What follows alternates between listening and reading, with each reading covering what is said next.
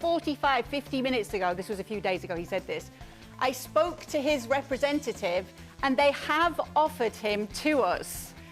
We were talking to Gemma Soler about this yesterday, about whether people in Spain really do care if Gareth Bale stays in La Liga. Gareth Bale has said, I don't even have the president of Getafe's number. What are the thoughts on this in Spain, Sid? More than anything else, there was a sense of, wow, Getafe, really? Crikey, that's a bolt from the blue. I mean, I think, look, there is a recognition. Once this story had broken, it kind of dawned on people that actually this means Gareth quite likes it here. This means he's not in a hurry to go, because, of course, the other story that had broken, I think the day before, was the suggestion that he'd spoken to Atletico Madrid. Now, we should say at the start here that the word from Gareth Bale's camp is that this isn't the case, that this isn't true, that there is no discussion with Getafe. And by the way, you just said it there, Kay. This did make me laugh. The suggestion that they don't even have the number of the Getafe president. Now, I don't know about you, but it's not much of an agent who hasn't got a way of getting in touch with a First Division club in Spain. Now, and we all know that's not the case of the company that represents Gareth Bale, or indeed of the man who's represented him for a very long time. They have more than capable of speaking to the president of Getafe, should they so want to. It was quite bizarre in a way to hear the Getafe president do this so publicly.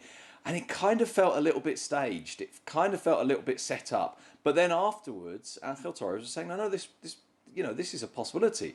And it just feels a bit odd, because if it really is a possibility, wouldn't you be discreet, at least for a little while, at least until you're confident this can be done, rather than coming out and possibly blowing the whole thing out the water by speaking too soon, obviously on the premise that it's even true in the first place?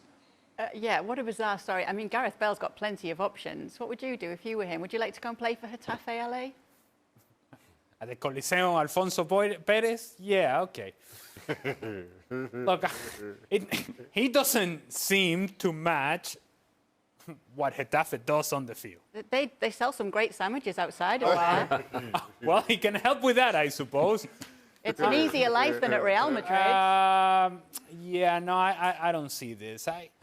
If you're Gareth Bale, you're now focusing on how do you get to the World Cup in the best level possible. How do you go about getting enough minutes, enough repetition? Not a whole lot, because we don't want you to get injured, Gareth, okay? You got to take care of your body.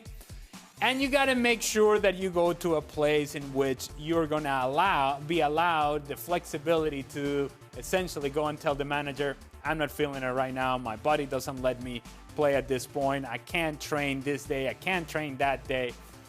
I don't know that you're going to get that at Getafe, has if you're Getafe, you're going to expect that Gareth Bale is going to be out there every single day. And that has not been the case and will not be the case in the near future for Gareth Bale. So that's the top flight in Spain, La Liga. He's been linked with the Premier League, MLS, the Championship in England, Shaka. What are your thoughts on it all?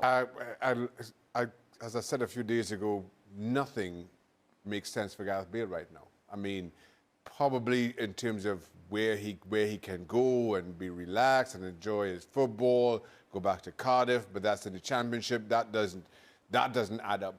In a footballing sense. I don't see how coming out to the MLS makes an awful lot of sense for him right now with the World Cup in mind, nor staying in Spain. I mean, if you cannot settle in Madrid, playing for Real, I don't know.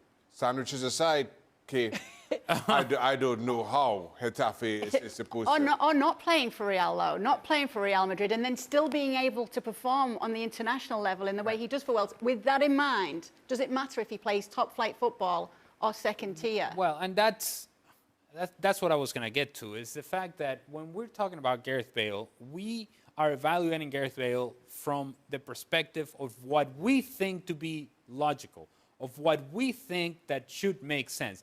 But he has proven, whether you like Gareth Bale or not, whether you appreciate what he has done or not, he has proven that he doesn't need to be in top form with his club to show up and be outstanding for his national team. Even having said that, though, you got to be able to run. You got to be able to physically get around the field.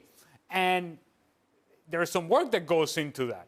I have to believe that he's got to be in an environment in which he's able to, at the very least, get his fitness work done and be in sharp enough level to where he can be at his best for Wales. But again, I'm coming at it from a perspective of logic and sense and experience, and none of this makes sense. Thanks so much for watching ESPN on YouTube. And for more sports highlights and analysis, be sure to download the ESPN